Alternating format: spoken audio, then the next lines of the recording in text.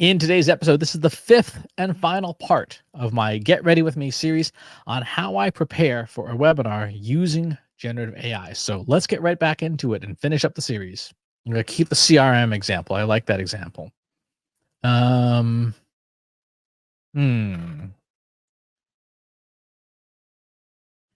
Let's build an ideal customer profile because I like where that's going. I'm going to get rid of should I keep the predictive in? I should keep the predictive in because that's something that that hotel and hospitality management folks would be very, very interested in knowing, which is how do you take demand data and forecast it? So let's go to Google Trends.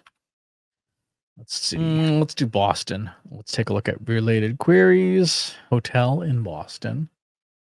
Singular. Hotels Boston. And we want this to be obviously United States. Let's do the last 5 years. That looks good. All right. I'm going to export this data. Okay, so let's take our data that we've gotten from Google Trends and let's get the keyword volumes for it and then feed that to some predictive software and hope it doesn't blow up. And we end up with, very nice. We end up with a volume, a keyword search volume. The numbers are kind of hard to read, aren't they? They overlap a little. Of when people will be searching for for a hotel room in Boston. All right, so let's take that and put that in the presentation. So take out this. So that's the kind of thing that we talk about with non-generative AI, but we would want to use this to time our editorial calendars for marketing purposes.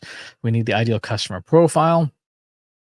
And we can talk about, so we've got LinkedIn profiles as an example. Let's go and get a screenshot of, go to Reddit here. So one of the things that we can do is use tools, for example, like Reddit, where you have either customers or employees or both posting conversations about what their experiences are. The nice thing about Reddit in particular is Reddit does have an API, and the API, if you use it according to the terms of service, um, does give you a lot of very useful information about what people are interested, what people are talking about on this form. So let's do the subreddit is Hilton, and the number of days. Let's do 14 days of posts. Now let's see what we come up with here. 997. Wow, this is a super busy subreddit. We got a lot of data to process. Okay, it looks like we have 218 posts. That's actually still probably plenty. Let's go ahead and bring up our system here. This was sentiment analysis. I don't need to keep this. I'll start a new one. Today we're going to do some customer cohort analysis. Read through the following feedback from a forum about Hilton hotels and infer the major types of customers that are posting to this forum. Return your analysis as an outline. Upload our data. We have 300,000 tokens. That's about 220,000 words, give or take, which is plenty because we've got the posts and we've got the comments. Let's see, we have loyal Hiltonists, business travelers, casual and frequent travelers, timeshare skeptics and victims. Okay. I don't know why they'd be posting to the Hilton forum, but cool. Hotel employees, general commenters, and I would imagine trolls. All right, let's say, great. Inferring from the data we have supplied, build an ideal customer profile for the Hilton business traveler. Be sure to include demographics, if possible, inferred from the data, needs, pain points, goals, motivations, and challenges. Okay, so we've got a fantastic ideal customer profile here, just inferred from this data. Now, obviously, if you were Hilton, you would have way more data than this. But even just this is a great starting point. And to be fair, um, you might want to do this separately from your own customer data because you might want to be able to see what people are saying when they're not saying it to your face. So let's go ahead and this in the presentation here. We can remove this, remove this, remove this, remove this. We're gonna keep this in place here. And then let's do so this is the question answering synthesis. Let's go to Hilton's website and let's look at their newsroom here. All inclusive report. Let's take this announcement here. This is their newest announcement. Great.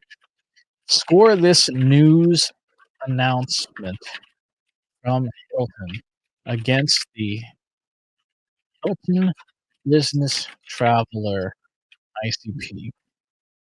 How well or poorly would the average Hilton business traveler perceive this announcement? Let's put the announcement in, and we'll see what we get. I'm going to take a screen grab of the announcement itself and go back to our model and see how it's doing. Would likely be poorly received by the average Hilton business traveler, scoring low against the ICP. Here's why. No one cares. It's irrelevant. Misaligned messaging. So if you were a hotel chain, had an announcement, hey, an exciting new thing, you'd want to use your ideal customer profile. They should even announce, or if so, how do we revise it? Okay, the rest of the talk is pretty templated in terms of the major points. The last part from a hospitality perspective is the three major impacts. So hospitality. The first one is AI agents. I think that's worth keeping.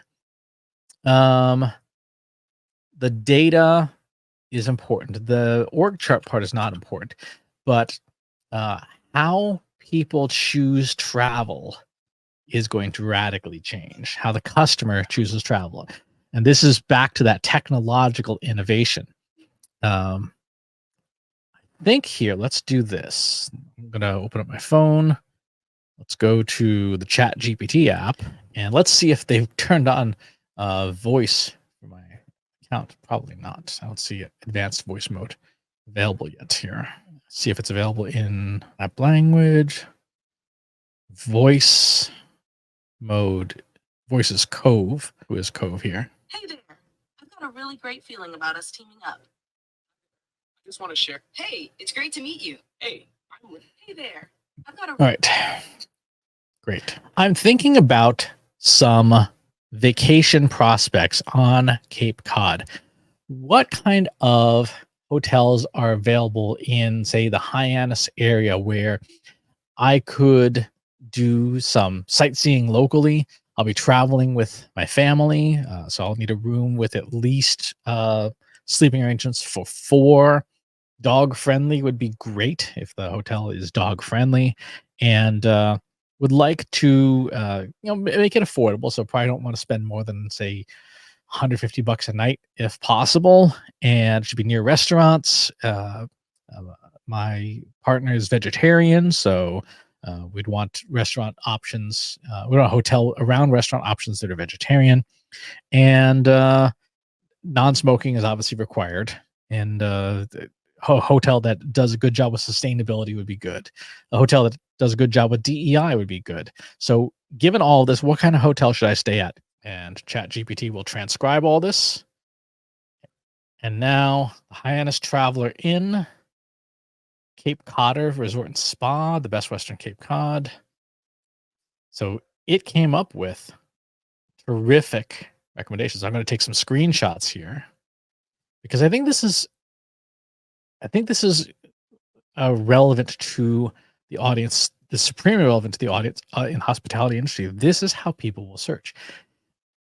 As AI tools get better at having conversations and being conversational in nature, people are not going to sit through a traditional hotel booking engine when they can just talk to an agent and have it present exactly what you want. So let's go ahead and pull up those photos and get my deck going here. And let's put these in. Let's see, go through the rest of the deck. No other major changes. Great. Okay.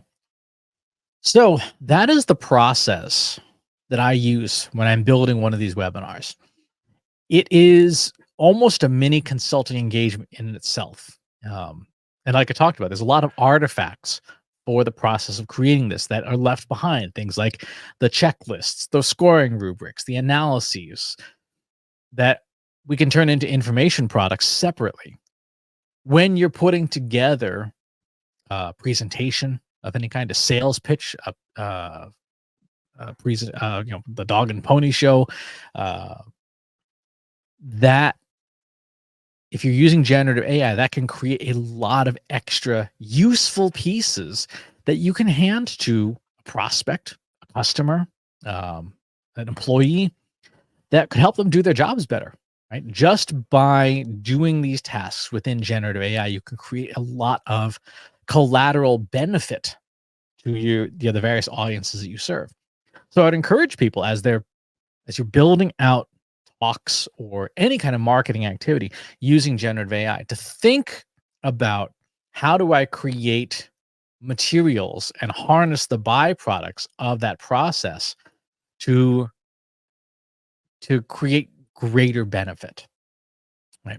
I hope you found this series educational and entertaining and interesting, in that you can see behind the scenes what goes into making a talk about generative AI that is relevant to a specific audience. I hope you picked up some tips, some things that you can try yourself that will let you up level the kinds of content you create using generative AI tools. And of course, if you'd like Trust Insights to do a talk specific to your industry, now you know what you're going to get, right? It's not the same old canned talk. Yes, there are templated parts that are major issues that are universal, but you will get a talk that is customized to your industry, possibly to your business, when you book us to do events. So I hope that you can see the amount of work that goes into customizing a talk that is way beyond just finding some cute photos, where we actually do the work behind the scenes and create these information artifacts as part of the talks that we deliver. So thank you for tuning in. We'll talk to you next time. If you enjoyed this video, please hit the like button. Subscribe to my channel if you haven't already. And if you want to know when new videos are available, hit the bell button to be notified as soon as new content is live.